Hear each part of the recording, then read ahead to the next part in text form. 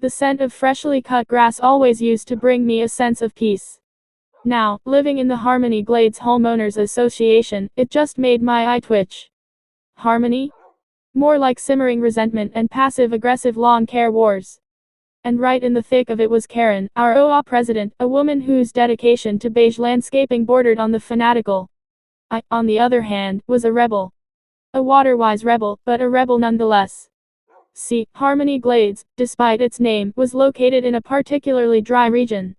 Water restrictions were tight, and keeping my lawn and, more importantly, my backyard thriving was a challenge. My solution? A rainwater harvesting system. It wasn't some rusty barrel affair. I had invested in 2 sleek, dark-colored tanks that blended relatively well with the fence line. They collected rainwater from my roof, which I then used to irrigate my yard and vegetable garden. It was efficient, eco-friendly, and, if I dared say so myself, pretty clever. But Karen hated them. From the moment they were installed, she had been on a mission to get them removed.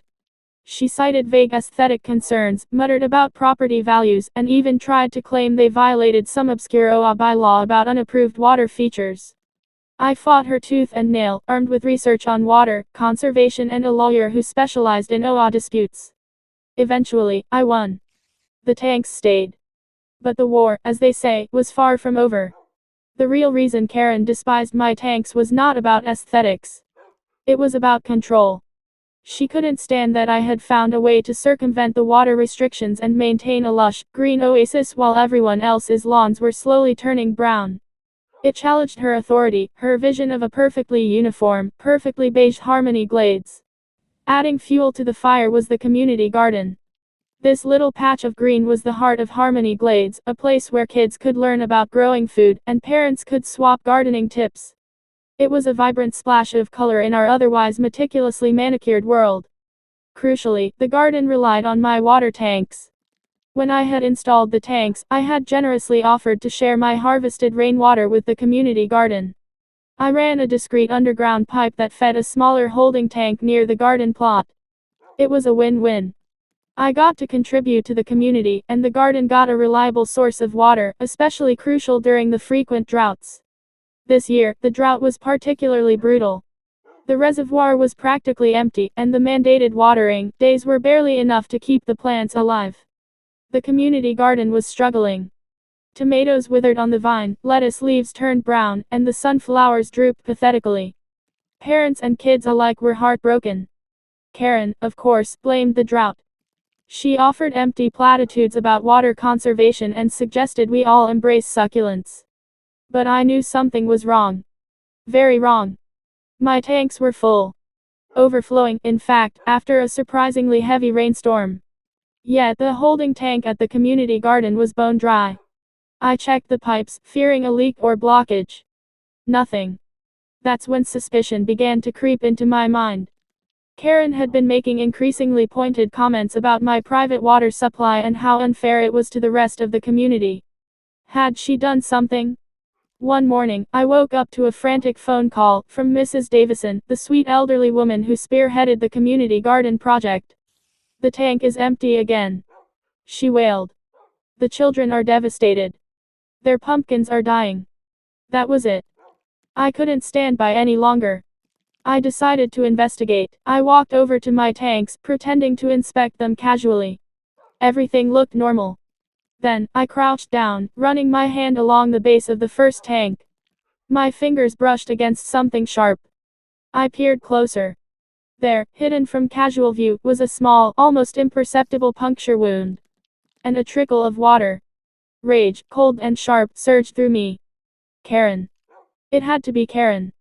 She had sabotaged my tanks, draining the water that was meant for the community garden. The sheer audacity of it took my breath away. I spent the next hour, meticulously documenting the damage. I took photos, collected water samples, and even managed to find a small piece of what looked like a Phillips head screwdriver tip near the puncture.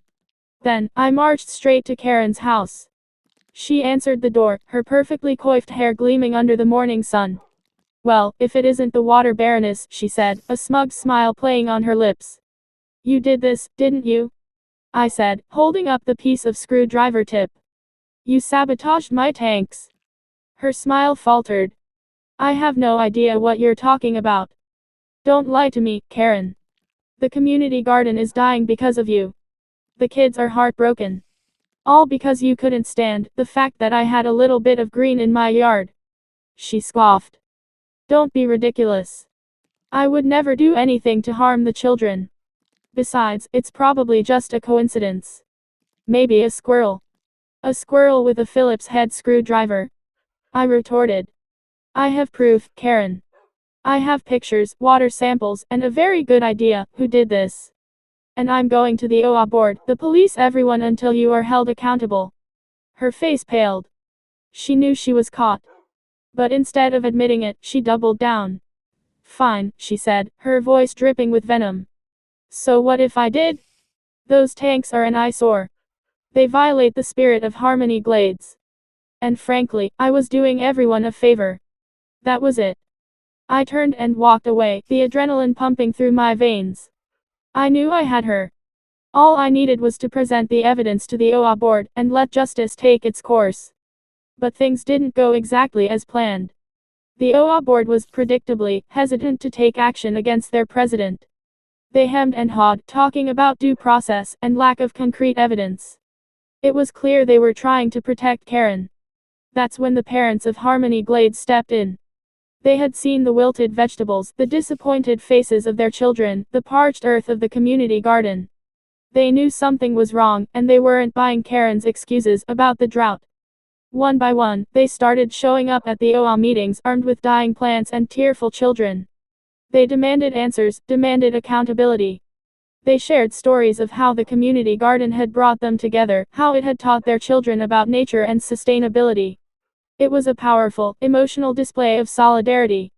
Then, Mrs. Davison, bless her heart, stood up and addressed the board, her voice trembling with anger. My grandchildren helped plant those pumpkins, she said, her eyes fixed on Karen. They were so excited to carve them for Halloween. Now, they're just going to rot. And it's all because of your petty jealousy and your obsession with beige. That was the turning point. The board, faced with the wrath of the community, finally caved. They launched an investigation, and it didn't take long for them to uncover the truth, especially after I shared a hidden security camera that caught it all. The screwdriver, the punctured tank, and a certain someone leaving the scene. Karen was stripped of her presidency and fined a substantial amount. She was also ordered to pay for the repair of my tanks and the replacement of all the plants in the community garden. A new OA president was elected, someone with a genuine interest in community and sustainability. The community garden was replanted, and thrived once more. My water tanks were repaired and reinforced. And harmony, real harmony, returned to Harmony Glades. But the best part? Watching Karen, forced to comply with the water restrictions, watering her own sad, brown lawn with a watering can, a look of utter defeat on her face. Some victories are just sweeter than others. And as for me, I now have a small garden, growing herbs and flowers next to the water tanks. A reminder that even in the most beige of landscapes, a little bit of rebellion, and a whole lot of community spirit can make all the difference.